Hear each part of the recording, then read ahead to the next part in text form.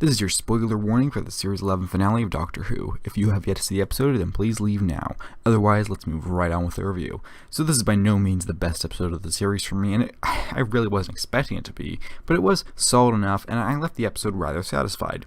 So the story in this one is strong enough to support the episode. Basically, the Doctor and friends receive 9 distress calls, all coming from the same part of the same planet, and upon investigating, they find a man played by Addie, who seems to be having some trouble fully remembering what happened to him, and exactly why he's in this situation. So this is happening because, as we are told beforehand, the planet affects their brain in weird ways, and it wasn't totally clear what would happen if you took the neural balancers off, so I enjoyed seeing that with Addie's character, and I was hoping to see it more later in the episode, although unfortunately that got dismissed when the Doctor and Yaz took their neural balancers off, only to find that they got headaches, which it did seem like a bit of a cop-out to me, but it didn't bug me a ton, so I can let that one slide a little bit.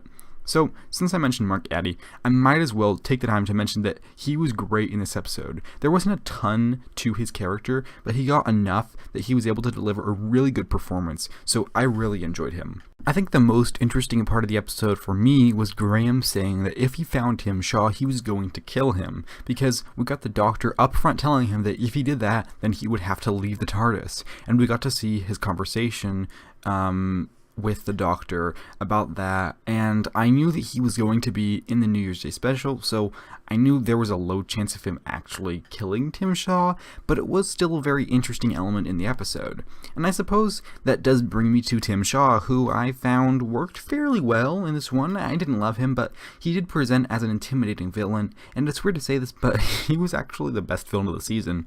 Even though he wasn't great, he was just way better than all of the other ones. So yeah, he was good enough. So the Doctor is really solid in this one. She's very entertaining and has some rather serious moments with Graham and Tim Shaw, while also balancing some more lighthearted stuff. People often complain about her Doctor being given exposition dumps constantly, and I never really felt like that stuff was very out of place. Weirdly, until this episode when she meets the Ux, I don't know exactly why this one stuck out as odd to me when her previous exposition scenes haven't. Those ones flowed more naturally from me, but this one just didn't, for some reason. Possibly the way it's written, maybe the performance, or maybe she doesn't have companions to bounce stuff off of, I'm not really sure. Also, I should note that I really do enjoy her mini speech at the end of the episode. It's really just a nice little moment, and it was a neat way to close the series off, even though there is, of course, the New Year's Day special that shortly follows this one. The companions worked pretty well. I enjoyed Graham, as I already mentioned, and I enjoyed his moment when he said that he has only shot Tim Shaw in the foot. Ryan worked pretty well. He spent a lot of time with Graham. Yaz didn't do terribly much, although I do definitely enjoy her presence on screen the more I see her. And the balance between our four main characters, it wasn't perfect, but it worked well enough for this episode. Also, the idea of the Ux is a fine one. They're just kind of there, and they are important for the story being told. They weren't really interesting characters, but they were fine enough. The music in this episode is really solid as always, and the episode does look pretty good for the most part. Sometimes I noticed this weird thing where the lighting looked like it had been altered in post-production, and that bothered me slightly. It seems to be in the outdoor scenes. Like, if you look at their faces, the shadows seem darker and faker, and that was a little bit off-putting to me, but I didn't notice it a ton. Supporting this idea is the shot we got from the first Comic-Con trailer back in July. If you look here, you can see that the green fire and stuff, and when you compare that to the actual shot in the episode, it's very different. You can see it's much darker, and that stuck out to me. So yeah, that wasn't a super big deal, but it did irk me slightly.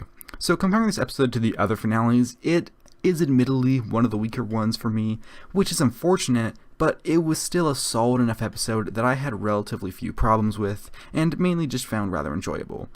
Overall, this was a solid enough episode. It did very little wrong while doing a good amount right. Not very many complaints this time. I just found myself rather engaged throughout the episode. A good enough finale for this season that I was quite entertained by. The Battle of Ranskoor Kolos earns a solid rating of 8.25 out of 10. I am so close to being all caught up with this season. I just have to review the special and then I'll be done. And although that episode is not technically the Series 11 finale, it does kind of feel as though it is to me because it's going to be the last episode that we get for like a year. So that's how it feels to me. And then after that, I'll be doing my Series 11 review / overview video and discuss my general thoughts, as well as how successful I think the series has been in terms of the Doctor Who fandom and critically, and just how I feel it has been overall. And that's what that's going to be. And then I have another surprise video coming out soon, but after that, it's going to be back to some classic Who videos, which I'm super stoked about. I've been watching lots of that. So anyway, that's that for now, and I hope to see you soon. Thank you for watching. Take care, and have a lovely week.